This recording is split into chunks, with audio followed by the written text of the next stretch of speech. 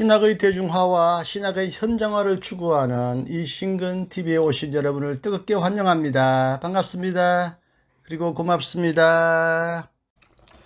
7개월 전에 이신근의 책 읽기에서 여러분에게 이미 소개해드렸던 책, 질문하며 읽는 바울신학, 이 책을 오늘은 북토크 형식으로 진행해 봅니다. 저자 윤석길 박사님이 한국에 오셨기 때문에 오신 김에 북토크를 진행해 보았습니다. 이 북토크의 진행을 맡으신 사회자 박찬희 박사님의 수고에 감사를 드립니다.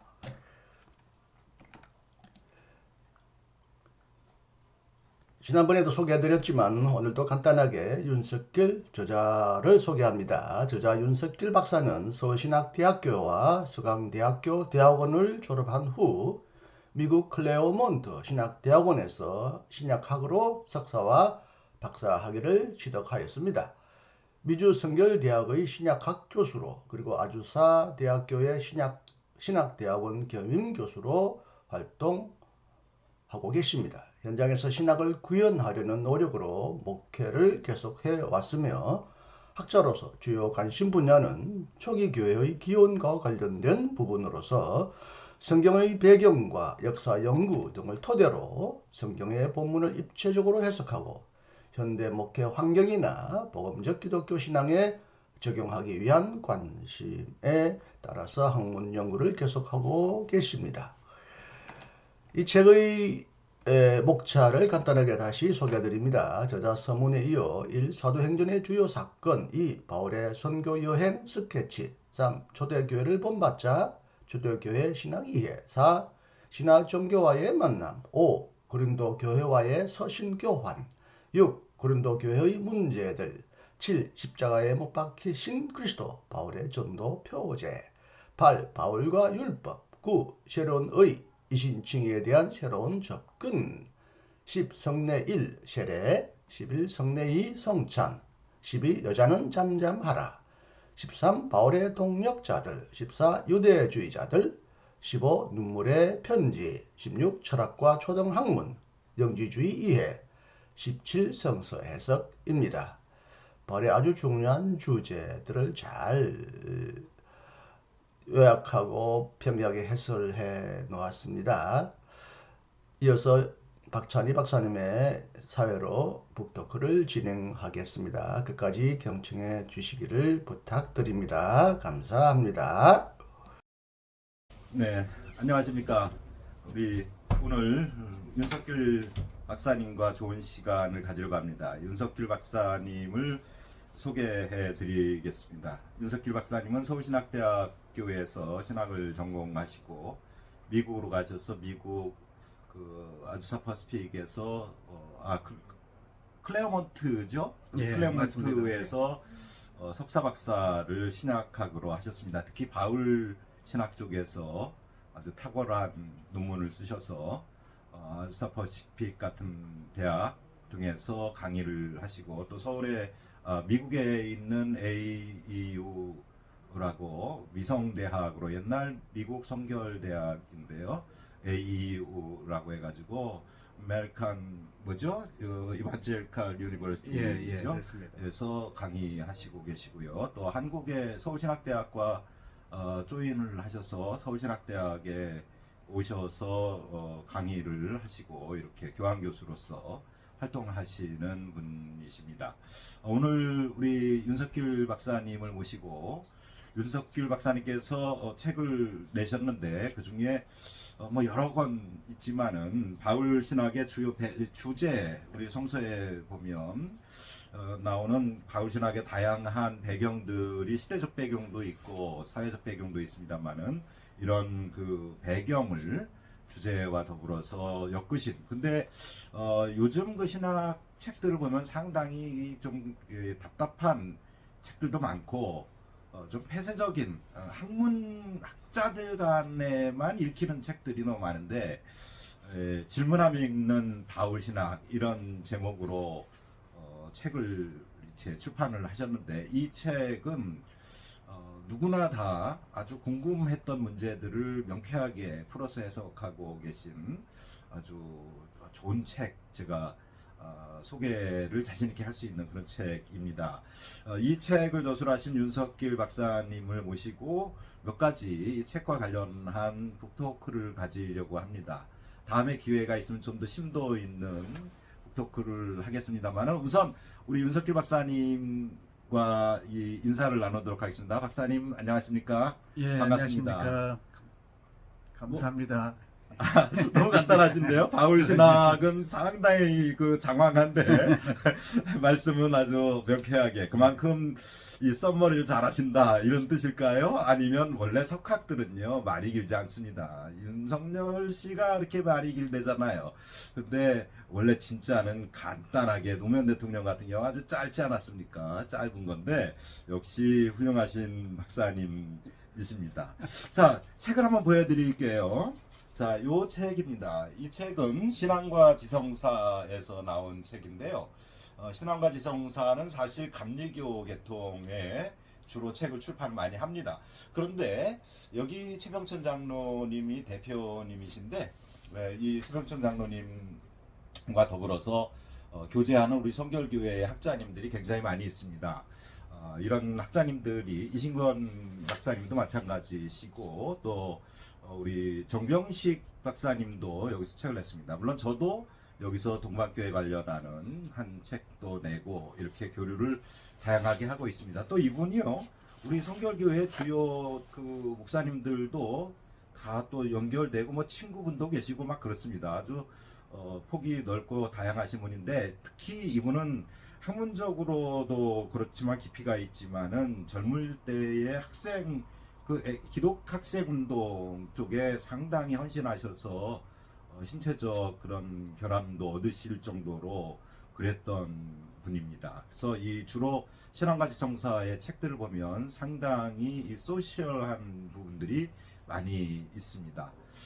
이 책 윤석길 박사님이 저술하신 이 책이 이 사회적 배경, 역사적 배경 이런 부분들을 주로 다룬 것도 우연히 아니다 이런 생각을 합니다. 자, 그러면 몇 가지 이 책을 뭐 전체를 우리가 이야기할 때에는 매우 많은 시간이 필요하겠습니다만은 간단하게 몇 가지만 제가 책을 보면서 궁금했던 것, 또 많은 독자님들이 이 책을 읽으실 때 이런 점을 포인트를 두고 읽으시면, 포커스를 두고 읽으시면 좋겠다 싶은 것들을 좀 여쭤보려고 합니다. 자, 박사님 먼저 이 책을 집필하셨는데 이 집필하실 때에 집필 의도 혹은 또 주안점 뭐 이런 것들을 좀 간단히 설명을 해주시죠.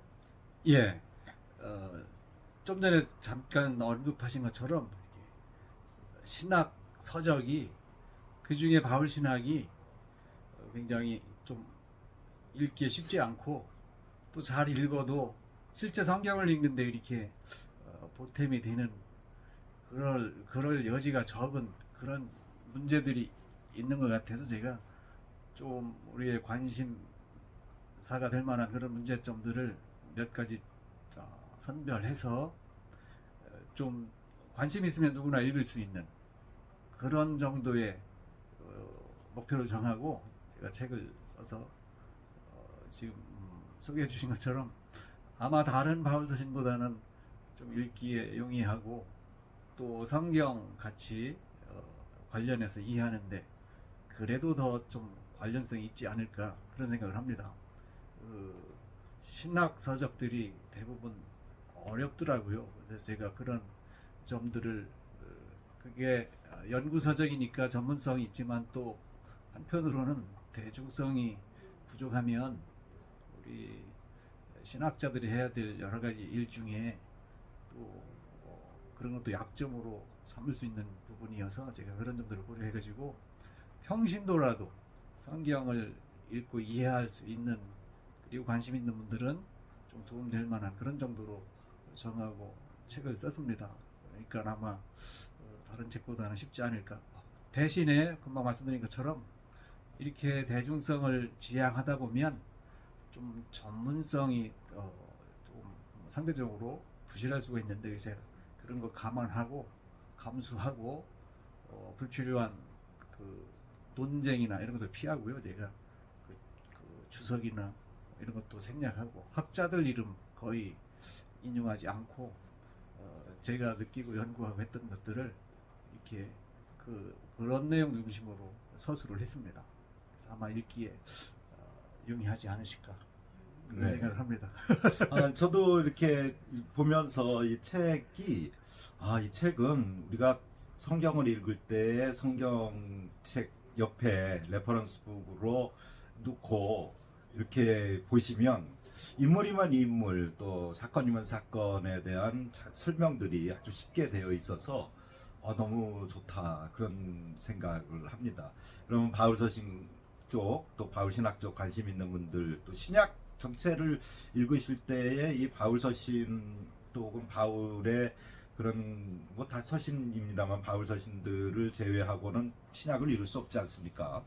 신약 전체를 이해하시는데 매우 중요한데 성서만 가지고 이해하기는 매우 힘듭니다. 바울의 이 신학적 본인의 학문적 배경이라든지 사회적 배경 자체가 있기 때문에 그것을 오늘과 바로 대입시키는 데에는 또 위험도 따를 수 있고요.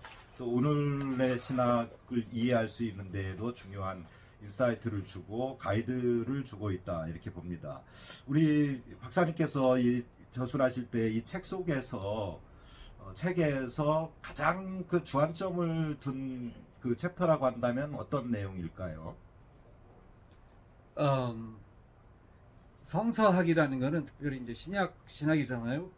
성서학은 성서 본문의 내용에 접근해서 그걸 오늘날의 시각으로 푸는 것이라고 보는데 우리 일종의 해석학이라고 하기도 하고요. 그래서 해석학은 영어로 말하면 허메뉴틱스라고 그러잖아요. 헤르메스라는 신 이름 잘 아실 겁니다. 네. 그래서 제우스의 말을 전달하는 그런 메신저인데 그걸 우리 신학에서 그런 걸 해석학이라 그러죠. 네. 거기서 비롯된 단어인데 뭐냐면 하나님의 말씀인 성서를 사람들에게 전달하는 해석해서 전달하는 그게 해석학일 건데 이렇게 보면 제가 많은 책들 중에 언어에 집중해서 이렇게 신학 전체를 이해하려다든지 네. 그게 그런 연구 방법론도 중요하긴 한데 이를테면 우리 지금 제 옆에 박찬희 박사님 계신데 박찬희라는 인물을 잘 알려면 박찬희 단어 뜻 알아서 잘 알 수 있습니까? 모르죠. 근데 성경 연구는 신학 연구는 그런 게 상당히 많아요. 네. 그게 원어에 무슨 뜻이다, 네. 뭐 사전에만 뜻이다. 네. 여러분 사전에 그 뜻이어도 2000년 전에 그 뜻으로 쓰였을지 알 수 없는 거거든요. 그렇죠. 사전적 의미는 이래도 그리고 번역돼서 그런 의미로 우리가 아는 건데 번역되기 전 말은 얼마든지 다 할 수 있는 것이에요. 네. 말씀드린 것처럼 박찬희를 잘 알려면 우리 지금 성서 연구가 상당히 그런 부분에 이렇게 좀 비중을 두고 연구하는 그런 경향도 많은데 네. 그런 것에서 좀 탈피해서 성서의 언어가 현장을 중심한 거고 특별히 바울 신학은 바울이 어떤 사상을 전해야 되겠다 그렇게 자기가 짐작하고 후대를 위해서 쓴 그런 언어가 아니고 바울의 모든 바울이 전한 말씀들은 형식이 서신 아닙니까? 네. 서신은 교회 보낸 것이고 교회에 괜히 보낸 건 하나도 없고요. 네. 교회의 문제점들이 있죠. 바울이 네. 편지를 써야 될 이유가 있겠죠. 네. 그런 걸 저는 이제 목회적 현안이라 그랬습니다. 그런 현안에 관한 질문들이 있습니다. 네. 교회가 보내온 것도 있고 또 편지로 보낸 것도 있고 고린도서만 봐도 제 책에 다른 책 다 다룰 수 없어서 고린도서만 예를 들어서 이제 설명한 게 있는데 교인들이 어떤 일가를 보내서 알려주기도 하고 교회 문제들을 또 그것으로 끝이 아니라 편지를 써보내기도 하고 네. 그래서 바울이 그런 문제 하나하나를 다루는 것이거든요. 그거를 교회는 문제가 생겨서 바울에게 질문한 건데 바울은 그런 문제 하나하나마다 복음을 실어서 네. 문제점들을 해결하는 네. 거기 이제 예를 들면 부활이라는 주제가 있죠. 고린도서에도 네. 보면 왜 교인들이 물어왔기 때문에 네. 성만찬에 관한 문제도 있죠. 왜 그렇죠. 교회 안에 문제가 생겨서 물어온 거거든요. 네. 그러니까 그전엔 바울이 전했기 때문에 성만찬이 있었겠죠. 네. 그 교회가 하는데 바울이 없는 사이에 교회가 겪는 문제점들을 이제 경험하고 네. 그런 문제점에 관해서 바울에게 묻는 거거든요. 제 말은 좀 길어졌는데 바울이 성만찬에 대해서 정리해서 남겨야 되겠다 하고 쓴 말씀이 아니라 네. 교회가 제기한 문제점들, 질문들, 네. 의문들 이런 거 하나하나에 대한 답변이에요. 그러니까 정리돼서 요즘 말로 하면 뭐 총망라해가지고 무슨 사상을 집대성해서 남긴 게 아니고 네. 교회 문제들을 해결하는 그 복음적인 처방이다. 네. 이렇게 말씀드려서 저보고도 바울 사상을 되게 좀 일목요연하게 좀 말할 수 있냐 이런 질문들을 하는데 네. 저는 말할 수 없다고 생각해요. 네. 왜냐하면 바울이 자기 사상을 일목요연하게 말한 적이 네. 없고 네. 우리가 알고 있는 거는 바울이 교회 편지를 보내서 네. 그것들조차도 다 교회 현안 문제들 중심으로. 네. 그래서 특별히 예를 들면 이제 로마서 같은 경우도 보면 많은 분들이 그런 현실적인 문제를 도외시하고 네. 다른 서신과 구분되는 교리적 성격의 내용이 많다 그래서 네. 바울이 교리서를 보냈다 그러는데 저는 네. 전혀 네. 공감이 안 가고요. 네. 저는 전혀 동의하지도 않습니다. 심지어 로마서까지도요. 로마서를 교리서라고 하는 분들이 네. 신학자들이 제가 볼 때는 거의 대다수인데 그러니까요. 저는 바울이 교리서를 쓸 입장이 아니었음을 네. 기억한 다음에 네. 교리서를 쓰려면 예루살렘 교회 지도자들에게 쓰든지 네. 우리가 볼 때 지금 우리 교회에서 교리적으로 중요한 내용들이 네. 로마서에 많이 담겨 있는 겁니다. 그거는 네. 우리 기독교회가 그 이후에 지금 우리 교회의 성서상의 교회 말고 지금 네. 우리 교회의 현안 문제들을 다룰 때 네. 해결될 만한 중요한 가르침들이 있습니다. 근데 네. 그거를 위해서 바울이 쓴 게 아니고 예. 그 문제가 필요하기 때문에 쓴 것이 네. 어디 로마 교회. 네. 왜냐하면 네. 로마 교회 안에는 바울이 사역하면서 제일 많이 부닥치는 바울을 공격하는 바울의 사역을 결과적으로 의도는 아니었겠지만 결과적으로 방해하는 네. 유대 출신 기독교인들이 많이 있는 네. 바울이 편지 보낸 교회 중에는 유일한 교회가 로마 교회거든요. 그렇죠. 네, 그분들에게 온전한 복음을 전해서 요지가 뭡니까? 로마서 그러면 딱 생각나는 게 네. 이신층이다. 그렇죠. 그분들은 할례받아야 구원받는다는 주장을 하거든요. 예. 그게 아니라는 점을 복음으로 전하는 것이 그게 네. 아니고 은혜로 하나님의 은혜로 네. 우리 믿음을 의로 여기시는 네. 하나님의 사랑과 은혜로 그렇죠. 우리가 하나님의 의를 입는 거다. 네. 이거를 주장하는 중간 과정에 네. 율법의 중요한 거, 율법의 유익한 점, 할례의 유익한 점 등등을 많이 호의적으로 평가하는 표현들이 많이 있습니다. 네. 그런 것들을 보고 또 어떤 학자들은 또 바울이 나이가 들어서 좀 온유해져 가지고 예. 유대교에 대한 입장이 네. 완화됐나 보다. 예. 마치 우리가 칼 마르크스 1기, 2기, 전기역이 예. 말하듯 그렇죠. 그런 식으로 하는데 그것도 저는 바울에 대한 모독이라고 생각해요. 예. 그게 아니고 로마서의 그런 유대 예. 사상에 대한 또 율법에 대한 호의적인 그런 표현들이 많이 나오는 이유는 네. 율법주의자들이 많이 있는 교회예요. 네.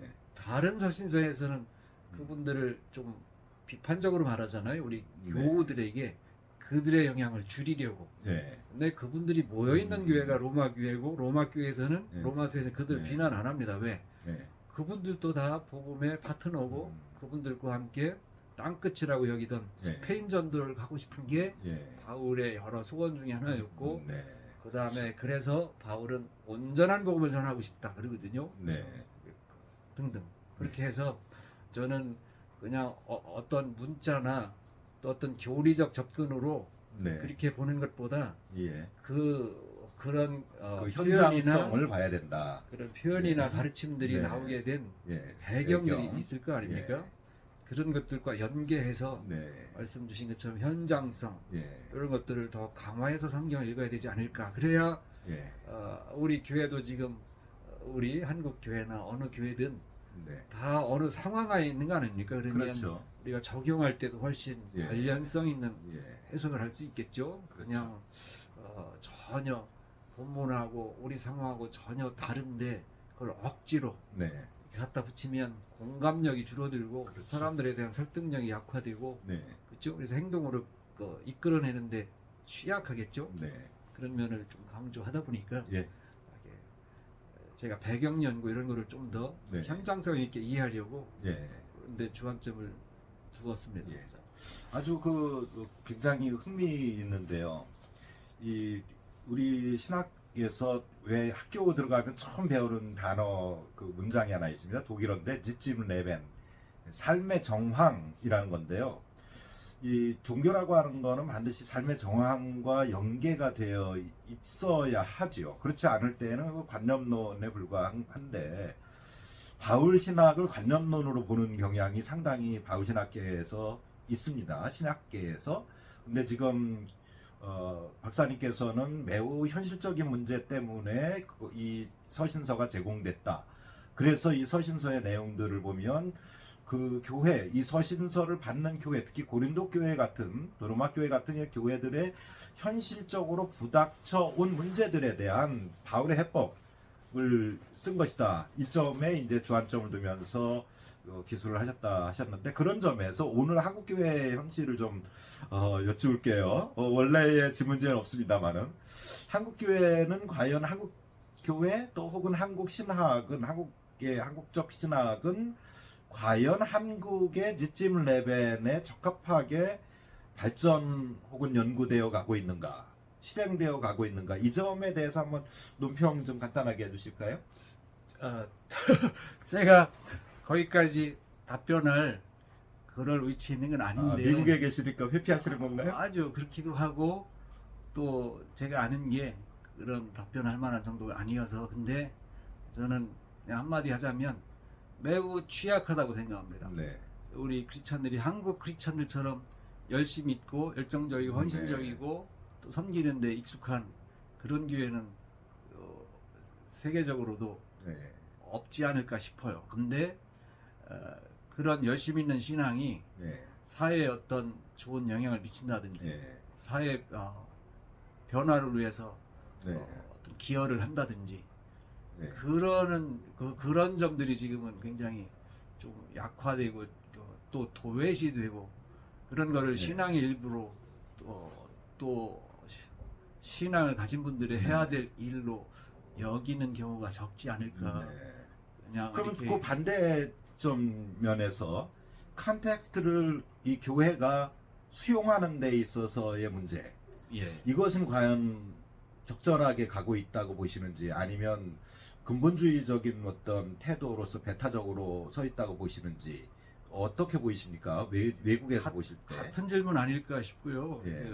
굉장히 그 사회에 대한 책임이 약화돼 있지 않나. 네. 우리 신앙인으로서 네. 사회를 바라보는 관점이나 네. 또 사회 구성원으로서 네. 이런 부분에 대한 책임 의식이라든지 신앙인의 역할이라든지 네. 그런 부분들은 굉장히 좀 도외시되거나 네. 아니면 많이 약화됐거나 그런 게 아닌가 싶습니다. 좀 현실적으로 한국 사회가 요구하고 있는 것이 현 정부나 혹은 어떤 특정한 흐름에 대한 상당한 그 껄끄러운 점인데요. 예언자적 메시지가 필요하다고 보는데, 그런 점에서 현실 오늘 한국의 사회문화 정치 뭐 다양한 전반적인 상황 속에서 한국 교회가 가장 먼저 이렇게 뭐랄까요, 이 레포메이션을 해야 하는 부분은 어떤 것이 있다, 이렇게 바울의 입장에서 한번 설명을 해주실 수 있으실까요? 저 말씀드린 것처럼 바울이 모든 걸 다 말한 게 아니어서 네. 바울의 입장이 무엇이었을지, 그 다음에 성경에 어느 부분 바울이 이렇게 말했다 해도 네. 다른 교회에서도 그렇게 말했을지는 네. 알 수 없는 것이에요. 그러니까 결국 이를테면 상황. 그러면 왜냐하면 고린도서는 고린도 교회에 제일 합당한 목회적인 복음 네. 제시한 것이고요. 네. 로마서는 로마 교회에 제일 합당한 복음을 네. 제시한 그 다음에 네. 시기적으로도 서로 차이가 있을 수 있죠. 그런 네. 면에서 저는 바울이 뭐라고 했을지는 제가 알 수 없으나 네. 저는 우리 한국 교회가 지금 당장 우리 사회적인 약자들 이런 분들을 위한 목소리를 내는 일, 또 네. 그런 부분, 예를 들면 그런 부분이 많이 약화되고 관심도 적지 않나. 오히려 네. 그런 거 말하면 좀 사상적으로 정치적으로 굉장히 네. 또 비판적인 입장을 하는 그런 목소리가 강하지 않나. 네. 그런 부분에 대해서는 네. 정치 뭐 네. 어떤 진영을 떠나서 저는 네. 교회가 약자들 또 자기 소리 내기 어려운 분들 네. 이런 분들에 대한 관심이 더 커져야 되지 않나. 네. 그런 부분을 제일 많이 강조한 네. 아까 바울 물어보셨는데 네. 복음서 중에는 누가복음이고요. 누가복음에 보면 사장 예수님이 세상에 오신 목적을 알려주십니다. 네. 그래서 오셔서 성령이 임하셔서 세상에 오셔가지고 네. 가난한 자에게 복음을 전하러 오셨다. 네. 갇힌 자에게 해방을 그 다음에 아픈 사람들 그렇죠. 치유하시고 네. 은혜의 해 이게 이제 신년을 네. 말하는 거 아닙니까? 네. 다 모든 권한들을 회복하는 네. 실수든 실패든 잘못된 모든 결과들에 대해서 지금 고난을 겪고 있는 이런 부분들을 해소하고 그 회복하는 네. 그래서 그 예수님도 은혜의 해를 네. 선포하러 오셨다 하셨는데 네. 교회가 이런 부분은 더 적극적으로 해서 교회를 통해서 예수님의 모습이 드러나야 되는데 교회를 보면 예수님 오히려 네. 예수님의 모습 그런 스스로 어느 교회 제가 비판하는 것이 아니라 네. 네. 현실적으로 우리 교회가 저도 교회 일원이고요. 네. 그런 면에서 그냥 어떤 데는 자책 또는 네. 회개하는 마음을 갖게 돼요. 예. 그런 부분이 우리에게 네. 전반적으로 부족하지 않나. 네. 그 너무 정도 사람의 있습니다. 모습도 혹은 사람의 소리가 좀 너무 많죠. 자, 제가 그런- 말하는 거는요. 예. 이권이라든지 네. 기득권이라든지 이런 거에 가까운 모습이 네. 더 익숙하고 네. 편리하고 예. 이게 자연스러워 보이는 네. 그런- 자본주의화됐다 이렇게 말해도 될까요? 그 예, 자본주의적 기독교. 자본주의의 영향을 네. 지나치게 많이 지나치게 가지고 있다. 예. 예수님도 경계하셨거든요. 그렇죠. 예수님 가르침은 다른 것과 많이 달라가지고 네. 다른 종교에는 신이 많다 뭐 이런 주장도 있는데 예수님은 네. 신은 하나인데 네. 신보다 더 센 게 네. 동등하게 예수님 말씀하시는데 제가 볼 때는 음. 실제로 더 많은 영향력을 미쳐요. 네. 누구에게? 그 하나님을 신으로 믿는 우리 크리스천들에게서 네. 하나님과 재물을 경하여 동시에 섬길 섬길 수 수 없다. 없다. 재물이 그렇죠. 만몬 아닙니까? 네. 근데 지금은 재물의 영향력이 더 크지 않나. 네. 말은 그렇게 안 하죠. 선언은 그렇죠. 그렇게 안 하고 네. 선포도 그렇게 하지 않습니다. 근데 네. 삶의 모습이 그런 것이에요. 특별히 다른 사람에게 비춰지는 모습이 더 그러고 하나님께 버림받아도 교회가 그거는 아무것도 아닌 것이잖아요. 네, 근데 저는 그렇죠. 생각에 교회가 세상을 구원하라고 필요한 건데 네. 세상이 필요로 하지 않아도 저는 하나님이 버리는 교회만큼 위험한 모습이라는 그런 인식이 있어서 네. 경각심을 가져야 된다 네. 그런 생각을 합니다. 그리고 그 루터 시대에 영광의 신학에 반대하면서 루터가 주창을 했었던 것이 십자가에 달리신 하나님인데 우리 이 책에 보면은 이제 박사님께서 십자가에 달리신 그리스도라는 부분을 언급을 하시는 내용이 나옵니다. 그 점에서 비춰본다면 사실 한국 교회가 가장 시급하게 교회다움을 회복할 때 가장 시급한 문제가 뭐냐? 결국 그리스도라는 거죠. 이 말은 한국 교회가 그리스도가 없는 교회다. 너무 비약이겠지만 우리가 논리적으로 정리를 하자 보면 그렇게까지도 갈 수 있단 말이죠. 그거는 이 당시 지금 바울이 우려했던 것과 유사한 것 같아요. 이거 보면 바울 서신에서 보면은 특히 고린도 교회의 현장성에 대한 응답에 있어서 다양한 문제들이 도출되지 않습니까? 예를 들어서 그 율법과 은혜도 로마서에 있지만 그 고린도 교회 같은 경우는 뭐 현실적으로 술 먹는 문제 또 여성 문제 뭐 등등 다양한 문제들이 교회 안에 이 계급 분화의 문제라든지 노예 문제 이런 것들이 있는데 한 가지씩 좀 간단간단하게 좀 시간이 많이 지났습니다. 그래서 조금 간단간단하게 개념적으로 좀 접근을 해보고 싶은데요. 여성 문제 있지 않습니까? 보면 여자는 교회에서 잠잠하라. 이 말씀 가지고 지금 한국 교회에서는 일부 교단에서는 목사 안수도 주지 않는다거나 또 여성들의 현실적으로 목사 안수를 받는 교단에서도 여성들의 진입 장벽이 상당히 어렵고 일반 평신도들조차도 뭐 깨어 있는 마인드 가지고 있다 하여도 사실은 여성들에 대한 어떤 이 성직에 대한 또 교회의 중직에 대한 접근이 약화되어 있는데요. 약한데 바울이 이 당시에 여성들에 대한 이 언급을 한 이유는 뭘까요? 잠잠하라. 여성들 언급한 그 대목이 말씀드린 것처럼 바울이 교회 질문에 대해서 주제별로 언급을 하거든요. 네. 답신을 보내는 것이에요. 네. 복음적인 해법을 꼭 개적 안목으로 제시하는 거잖아요. 네. 그러면 여성 금방 말씀 질문하신 여자는 잠잠하라. 네. 그 구절은 주제가 여성 문제가 아니고 은사 문제예요. 네. 은사에 있어서 그 입으로 표현되는 은사들이 몇 가지 있죠. 네. 그 중에 이를테면 방언이라든지 그렇죠. 예언이라든지 그 중에 교회 안에 문제를 일으킨 그런 경우가 발생한 네. 것이잖아요. 네. 은사가 문제가 아니고 은사를 잘못 활용한 것이에요. 네. 그러면 그 당사자들이 우리 성경에는 그 여자들이에요. 네. 근데 우리말은 여자는 그렇죠. 아주 잘못된 번역이죠. 네. 네. 아주 너무 차이가 많은 네. 그런 동떨어진 번역이에요. 네. 이를테면 이 앞에 커피가 있습니다. 네. 그러면 만약에 이걸 먹고 제가 문제가 생겼다고 네. 쳐요. 네. 그러면 그 다음 날 이거 주신 분에게 그거 먹고 제가 이렇게 뭐 배탈이 났다든지 네. 그러니까 이런 거 좀 살펴봐라 예. 말씀드릴 수 있잖아요. 근데 그러면 제가 뭐라고 말해야 됩니까? 어제 주신 그 커피. 그렇죠. 근데 그 자 빼고 예. 커피 먹고 배탈 났다. 네. 그럼 제 말 잘 기억해서 그거를 적용하려면 커피 안 마셔야 되잖아요. 그렇죠. 세 커피는 개는 나쁜 거죠. 근데 그게 아니고 네. 저는 그 커피. 네. 우리 성경도 그 여자들 무슨 여자들입니까? 일반 여성 문제가 아니에요. 은사 그렇죠. 문제 중에 네. 은사에 있어서 교회 안에 덕을 해친 예. 그런 방언이나 분들이 통역 계셨는데 가지고 그 둘 중에 하나의 네. 가능성이 큽니다. 네. 방언이나 예언 이 둘 네. 중에 하나의 가능성이 큰데 음. 방언에 대해서 굉장히 조금 비호의적으로 말을 해요. 네. 방언은 교회 덕이 되지 않는다 그러거든요. 네. 예언을 사모하라 그러고 예, 방언하고 그렇죠. 싶으면 집에 가서 남편 있는 데서 하라 그렇죠. 그러고 등등. 예. 예. 그 방언을 비하는 게 아니고 방언을 예. 잘못 행사한 그 대상자들이 네. 여성들이었고요. 예. 여성 문제가 아니라 다른 모든 교우들도 교회 안에서 그리해야 하듯이 네. 그 여자들도 잠잠하라 이렇게 말하거든요. 네. 성경에. 네. 네. 근데 앞뒤 다 떼고 여자는 잠잠하라. 그리고 네. 특별히 그게 주제가 은사 문제였다고 하지 않았습니까? 네.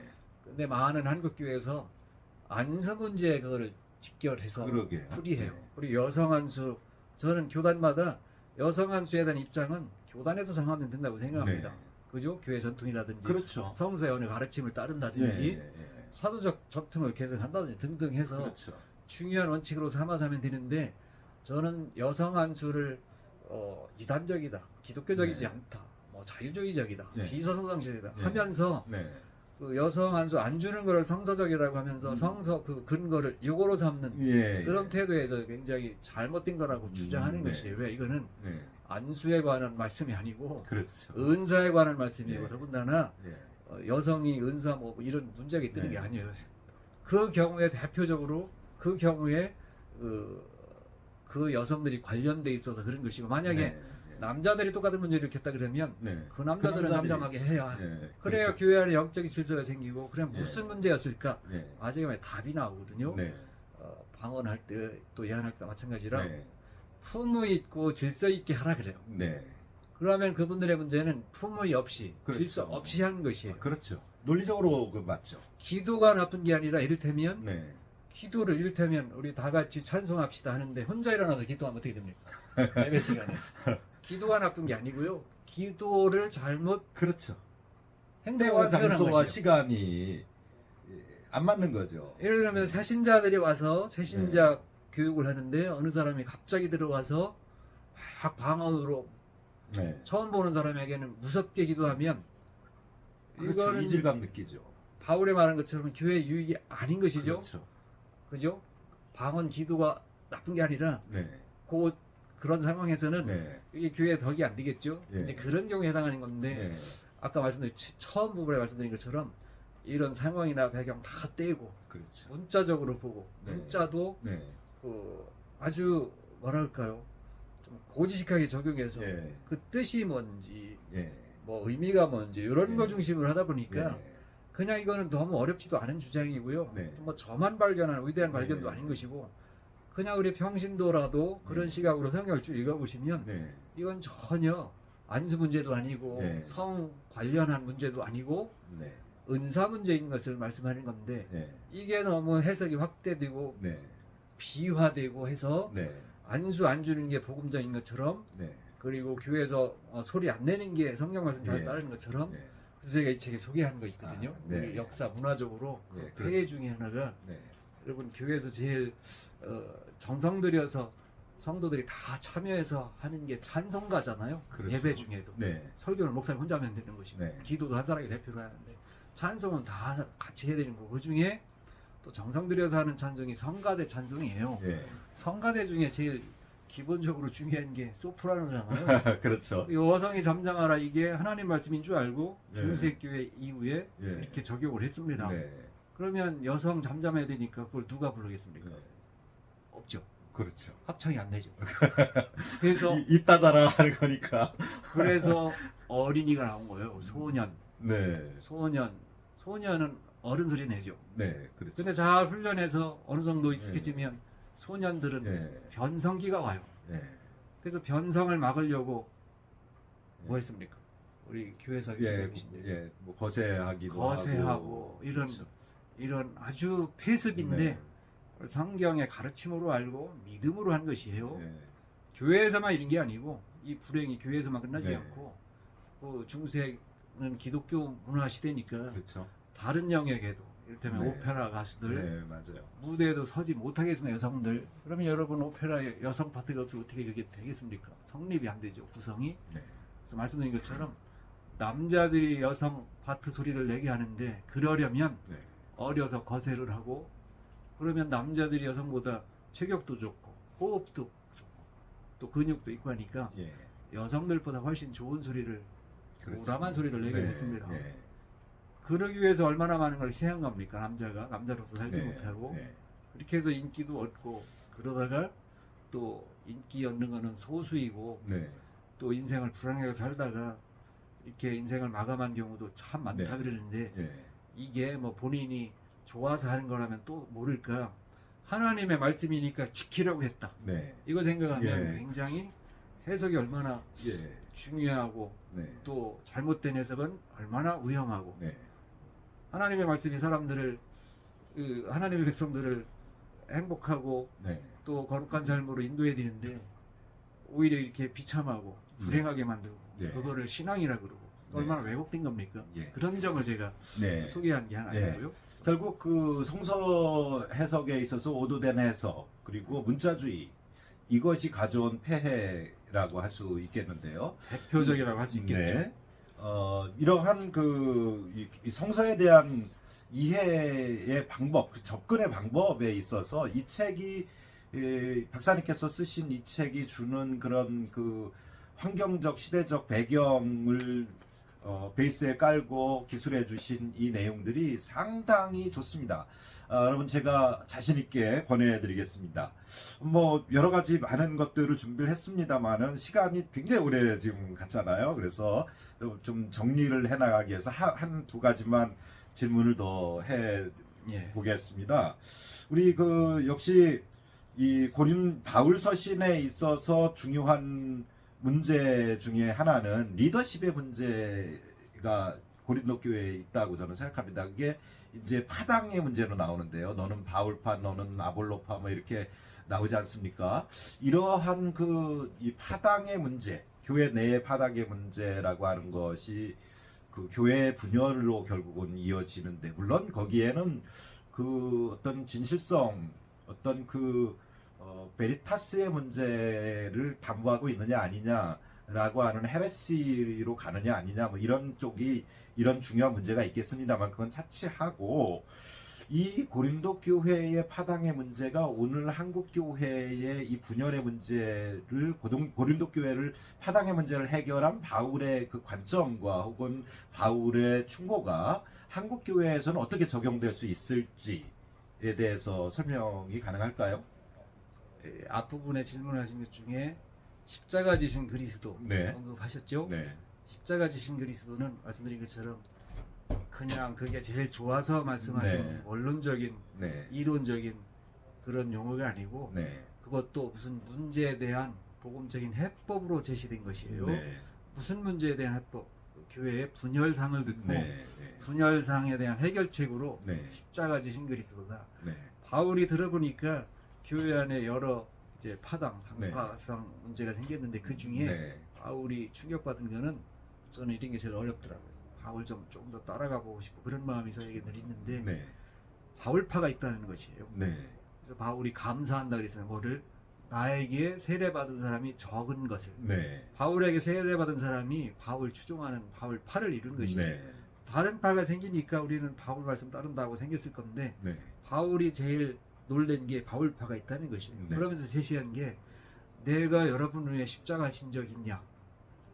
내 이름으로 세례받은 사람이 있냐? 네. 아, 그리스도 이름으로 또 네. 그리스도 십자가로 우리가 크리스찬이 된 것인데 네. 그리스도를 따르면 되는 건데 바울파가 있다는 거에 대해서 바울이 충격을 받았고요. 네. 그래서 그거에 대한 해법으로 십자가 지신 그리스도 네. 이게 이제 제시된 것이에요. 그 중에 그리스도파도 있습니다. 제 책에서 좀 네. 우스갯소리 섞어서 네. 저는 그 중에 제일 좋지 않은 게 그리스도파다 이렇게 예. 말했는데 왜냐하면 간단하게 간단하게 어떤 거였죠? 그리스도파가?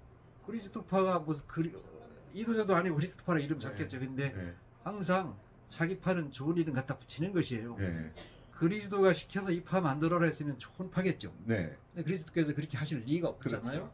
근데 그리스도파가 엄연히 있습니다. 네. 그러니까 우리는 이름 좋은 거 아. 갖다 붙이고 우리는 좋은 파다 하는 건데 저는 그런 면에서 네. 복음적이면 충분하지 네. 무슨 주의 네. 이런 거 있잖아요. 네. 그리고 경계를 만들고 네. 뭐 차별하고 네. 진영을 만들어서 네. 자기 진영에 속하지 않은 거는 이렇게 네. 또 비판하고 하는 차별과 배제가 제일 큰 문제다. 신학계 안에서도 그런 게 굉장히 많잖아요. 네. 그렇죠. 이름을 뭐로 붙이느냐 다른 사람이 다 존중해서 이분들이야말로 진짜 복음주의자라고 부를 만하다 해서 네. 복음주의라고 붙여주면 얼마나 좋은 겁니까? 그렇죠. 예를 들면 예. 복음주의 얼마나 좋은 이름이에요. 예. 그렇죠. 근데 거기 안에서도 그런 모습에 있는 게 아닌 점을 제가 배타를 위해서 사용한 용어가 복음주의가 된 거잖아요. 그게 사실은 미국제 복음주의 아닙니까? 거기까지 잘 모르고요. 용어 선택이 있어서 네. 그래서 바울은 네. 제가 말씀드린 그 중에 하나가 이거 좀 이렇게 설명이 필요한 건데 이 책 앞부분에 그래서 제가 소개했습니다. 네. 왜냐면 바울 사역 전반에 걸쳐서 바울을 힘들게 하고 네. 바울이 개척한 교회에 좀 분열을 야기하고 그분들의 의도는 전혀 그게 아닌데 결과적으로 그런 결과를 나왔습니다. 네. 모든 교회가 네. 그게 이 책에서 말한 우리 한국의 학자들은 바울의 적대자들이다 이렇게 번역하더라고요. 근데 네. 저는 네. 그들이 바울의 적대적인 행동을 한 건 사실인데 네. 바울도 그들을 적대적으로 여겼는지는 그거는 제가 볼 때 좀 네. 아닌 부분도 있잖아요. 네. 이를테면 그렇죠. 로마서 같은 경우는 적대적으로 여기지 않았거든요. 그렇죠. 복음의 동역자로 받고 네. 대신에 온전한 복음을 그리스도의 네. 복음을 예. 그래서 바울이 직접 간다고 그랬습니다. 네. 그런 거 보면 적대자라는 말보다는 저는 여기 학술적 용어 제가 학술적 용어 많이 쓰지 않았는데 네. 여기는 썼습니다. 유대주의자들 네. 이분들이 뭐냐면 바울은 자기들 기준으로 볼 때 사도라는 관점, 네. 사도의 그 의미에 있어서 온전한 권위 있는 사도가 아닌 것이에요. 예루살렘 교회 입장에서 보면 사도는 예수님의 제자였다가 네. 12명 네. 제자였다가 나중에 오순절에 성령 받고 네. 그리고 사역하는 그런 분들이 그야말로 권위 있는 사도들인데 네. 근데 또 바울 입장에서 보면 사도라는 말이 별게 아니거든요. 예. 사도는 뭡니까? 보내심 받은 자. 그렇죠. 바울은 성령이 자기 보내셨거든요. 네. 예수님이 자기를 부르셨거든요. 네. 그래서 가라고 해서 간 겁니다. 근데 바울은 자기가 틀림없는 사도인데 예루살렘 입장에서 보면 네. 베드로도 아니고 네. 그죠? 야고보도 아니고 그러니까 바울이 개척한 교회에 와서 자기들이 제가 외래어 쓰는 거 되도록이면 안 쓰려고 우리 책에도 했는데 네. 거기는 쓰는 게 좋겠어요. 네. 자기들이 일컬어서 우리말 성경에는 자칭 큰 사도라 했는데 자칭 큰 사도가 아니고 슈퍼 사도라고 말한 것이에요. 네. 비교급으로. 네. 바울보다는 우리가 높다는 것이에요. 네. 베드로나 야고보는 아니지만 최소한 바울보다는 우리가 높으니까 우리말 들어라 네. 하면서 주장한 예. 게 할례받아야 구원 받는다. 네. 할례받아야 구원 받는다. 네. 이게 기독교인들 주장이에요. 그러니까 이게 다 바울 서신마다 다 나오는 그 소리는 바울이 개척한 교회마다 다 그분들 영향이 있었다는 것이죠. 네. 갈라디아 교회가 그랬고요. 그렇죠. 빌립보 교회가 그랬고요. 네. 안 그런 교회가 없습니다. 고린도 교회가 그랬고 로마 교회는 그런 사람들이 많고 근데 로마 교회는 그분들 틀렸다고 접근해서 말하는 게 아니고 다른 모든 서신서들은 그분들의 주장이 잘못됐기 때문에 경계하기 위해서 우리 교인들에게 쓴 것이에요. 네. 로마 교회는 그런 분들이 많이 모여있는 교회에 네. 그분들 나쁘다 너희들 틀렸다고 하는 게 아니라 그분들에게 온전한 복음을 전하는. 네. 그래서 율법에 관한 이야기도 많은 건데 네. 많은 이유가 그렇게 좋고 유익하고 범사에 좋은 점이 많으나 하나님의 의를 얻는 데는 네. 별무소용이라는 것이죠. 그래서 네. 바울이 심지어는 할례받아야만 구원받는다 이런 사람들, 네. 그런 사람들 빗대서 갈라디아서 이런 데 보시면 할례가 어디에 받는 겁니까? 뭐 대답 안 하셔도 되는데 네. 할례 받는 데가 어디냐? 거기를 베어버리다 이런 구절이 나와요. 네.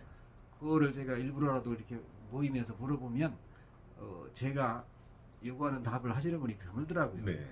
베어버리라 그러니까 교회 멤버십을 네. 잘라라든지 네. 그 생각을 고치라든지 등등 그렇죠. 뭐 하는데 그게 네. 아니고요. 음. 할례를 어디에 받습니까? 그거를 잘라버리라는 것이에요. 네. 왜냐하면 할례 받고 조금 찔끔 네. 구원받아 하지 말고 다 잘라버리라는 이런 네. 비아냥 섞인 말이에요. 그렇죠. 그만큼 바울이 네. 그런 사람들에게 시달리고 하나만 더 말씀드리면요. 바울이 결국에는 우리가 알기로 순교하잖아요. 예루살렘에 네. 들어가는 것을 많은 분들이 만류합니다. 네. 가면 위험이 처할 것을 바울도 알았습니다. 근데 가요. 근데 바울 죽이려고 대기하고 바울을 그 재판에 넘기고 했던 그런 그룹에 네. 크리스찬들도 다 섞여 있는 것이. 그렇죠. 네. 그게 놀랍습니다. 네. 맞습니다. 그냥 우리가 생각 안 하고 유대인들 예루살렘에서 그 핍박을 견디면서 크리스찬들이 참 험하게 신앙생활을 유지했다 이렇게 생각이 쉬운데 네. 그렇게 핍박을 받으면서도 예루살렘에 있었던 건 사실이죠. 그런 면에서 그렇죠. 믿음이 뜨거운 건 사실이에요. 순교 신앙으로 신앙. 네. 그러나 바울이 보였던 그런 행위에 대해서 율법을 중시하지 않았다는, 네. 할례를 전하지 않았다는 이 부분에 있어서는 자기들 핍박하는 유대교인들과 입장이 같아요. 네. 그래서 바울을 핍박하는데 같이 합류하고 네. 바울 죽이겠다는 입장에 동조하고 그렇죠. 믿는 자가 수만 명이라는데 지켜주는 사람 아무도 없죠. 네. 네. 오히려 반대편에 서서 바울을 비난하고 네. 바울이 그런 재판을 받아야 될 것처럼 이런 과정을 진행하는 거 보면 네. 그게 바로 우리 바울과 바울교회 어느 교회든지 예. 위험을 안기고 또 불안과 분열을 야기했던 네. 그런 원인을 제공했던 분들이 율법주의 신앙 가진 유대주의자들이다. 그렇죠. 이 부분을 네. 우리 전체적인 배경의 음. 이해에 있어서 포함해서 네. 믿으면 훨씬 좋겠다 예. 그런 생각을 합니다. 예, 그렇습니다. 그 어떤 면에서 보면 이 기존에 가지고 있는 경험적 사고, 경험적 신앙 이것이 지금 현재를 너무 깊게 규정할 때는 다양한 문제들이 발생할 수 있다 하는 생각이 드네요. 자, 마지막으로 질문을 이건 간단한 문제가 아니라 매우 중요한 문제입니다만은 사실 또 좀 간단하게 대답할 수 없는 문제이지만 신약학에서의 바울 신학의 위치를 대략 어떻게 보십니까? 그리고 더불어서 미국과 혹은 학계 전체에서 신학학회에서 바울 신학이 연구되는 동향에 있어서 주목할 만한 부분이 있으면 하나 소개해 주시죠. 예. 뭐 길게 말할 필요 없이 바울 신학 분량만 해도 대단하고 그다음에 복음서 다음에 사도행전 그 이후로 바울 서신이 신약 성경에 배치돼 있죠. 네. 그러면 복음서는 예수님 말씀 위주로 전하는 것인데 그렇죠. 그 예수님 말씀이 말씀드린 것처럼 예루살렘과 해외 교회 사이에 상당한 차이와 갈등이 있잖아요. 네. 순교 신앙으로 무장한 그런 상황인데도 네. 성령 받고 성령의 의지에서 사역하는 그런 네. 상황임에도 불구하고 해외 교회와 예루살렘 교회는 상당한 차이가 있습니다. 네. 심지어는 예루살렘 교회 안에서도 그런 갈등이 많았고요. 예를 들면 베드로 보고 그렇죠. 고넬료 집 전도하러 가라는데 네. 주저하죠. 그렇죠. 이유가 뭐겠습니까? 그리고 가서 다녀왔는데 네. 베드로는 처음 본 것이에요. 뭐를 네.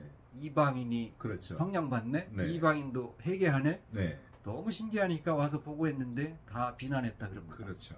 그죠? 그런 경우가 한둘이 아닙니다. 사도행전에 보면 네. 네. 갈라디아 교회 방문했다가도 누군가 먹다가 야고보로부터 온 어떤 사람들 네. 보자 느끼자 준행량 쳤던 사건들이죠. 그렇죠. 그게 예. 자기가 잘못한다는 것을 스스로 네. 알고 있는 거지. 남의 비난할 걸 네. 남의 비난받을 만한 것인 것을 뭐 하다 그랬습니까? 이방인 만나는 그렇죠. 것. 근데 저는 이방인이라는 용어도 좀 고쳐야 되는데 그렇죠. 차별적인 용어거든요. 차별적인 이게. 용어죠. 그래서 저는 그냥 해외 교회, 네. 애국인 예. 이렇게 설명하는 게 저희 책에는 이렇게 많이 표현했습니다. 네, 네, 하는 것처럼 바울 신학의 영향은 뭐냐면 이스라엘 안에서 예수님이 말씀하셨던 네. 선포했던 하나님 나라 복음 중심의 예. 복음서 내용이 예. 현실적으로 해외로 퍼져나가면서 확산된 확장되어 것이요. 간다. 만약에 예루살렘 교회만 있었다 그러면 네.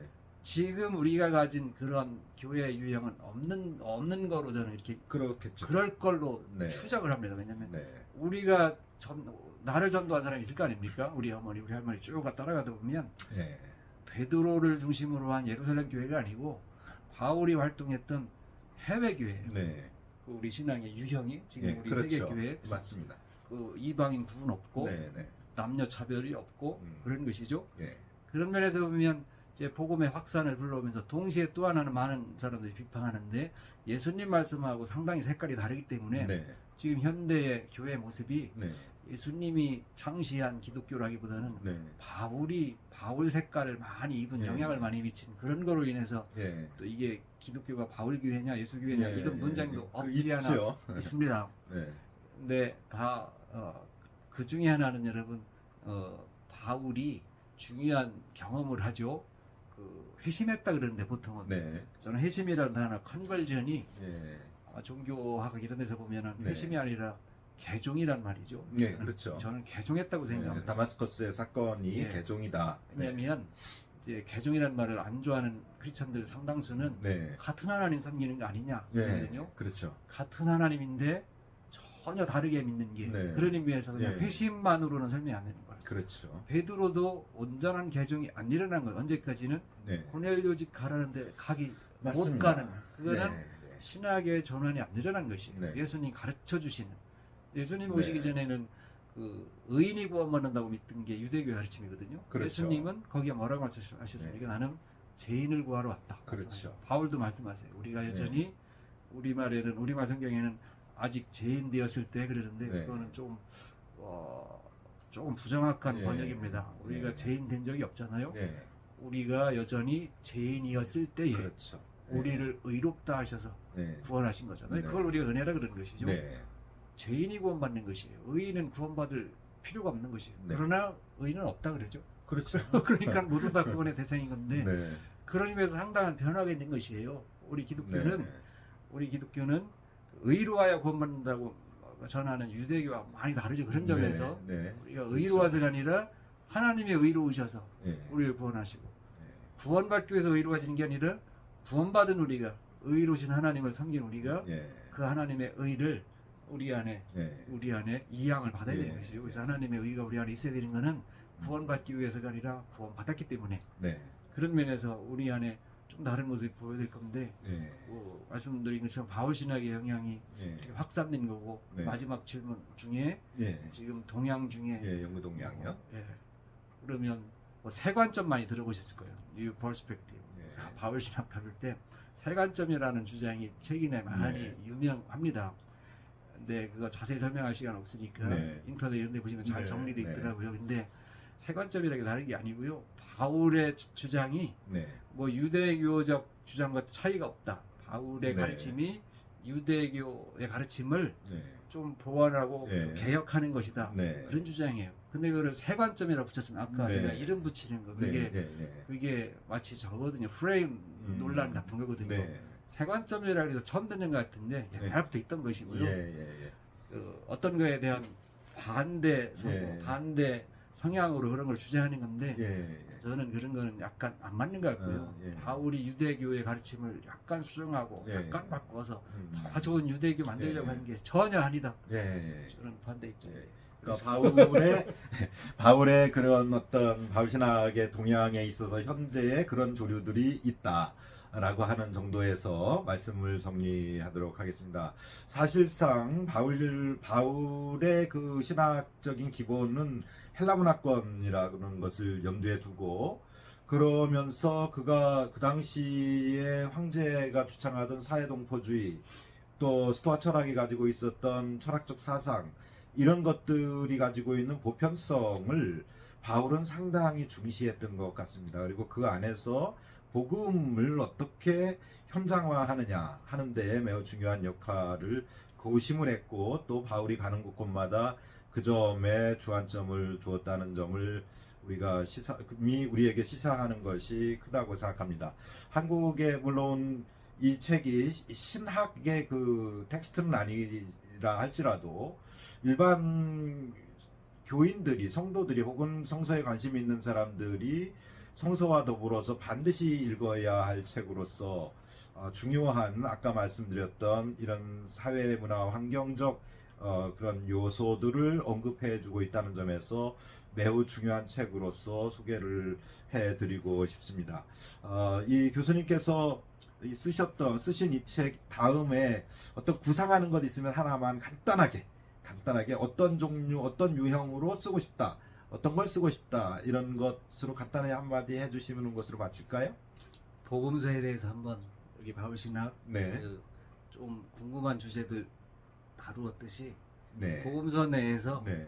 좀 관심들 만한 네. 주요 주제, 네. 신학계에서 다루는 주요 주제는 아니고요. 네.